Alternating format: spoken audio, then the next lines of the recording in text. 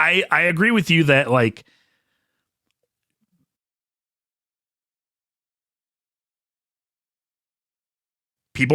too many people do just think that being an adult means buying a house. I think that's stupid. But I also think that to look at it from the other side is you should never buy a house and just pay rent the rest of your life. That's a stupid way to look at it too. I mean, if you have the opportunity and if you want a house, buy a house.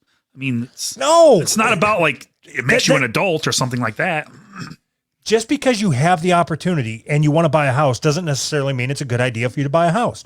Are you planning on staying there for the next 40 years? Because you're not going to be able to leave if you own that house. You can't even go on vacation if you own that house. It's like a dog. You have to let the house out every day. No, let's say that we don't know anything about this guy. Right. So let's say that what he 25, whatever. Yeah. Fuck, I don't know. Do you think that you're going to stay there? I think there's a number of years that it makes sense. If you're going to buy a house and you're only planning on staying there 5 years, then it probably makes sense to buy a house. Yeah. Assuming that the rates are low and the housing industry is in the middle of crashing or has crashed and you can, but the prices are so fucking inflated. Oh yeah. 100%. They are way, way, way too high for the value that you get. I agree. Okay. So if we were talking about anything else, anything, this phone, now, bad example, this ain't worth money either. I don't fucking care. This microphone. Okay. Let's say right now the cost of this microphone is $100. But I can sell it to you for $500.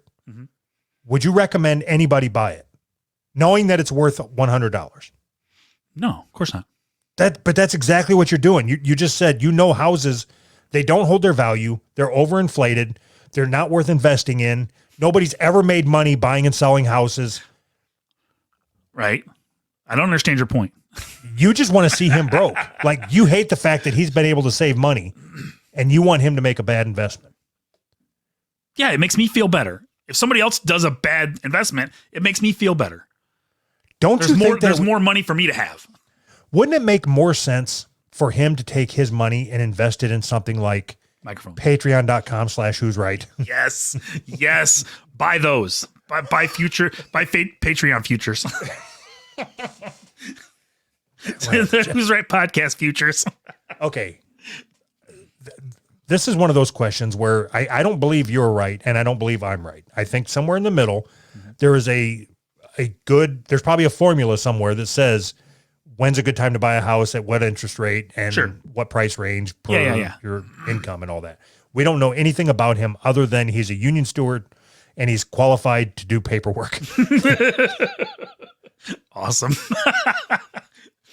So if my advice stands, and I think I'm in the right, because if you are the type of person who has saved 10 to 15% money for a down payment, you're obviously a financially responsible. It takes a financially responsible person to do that. Does not.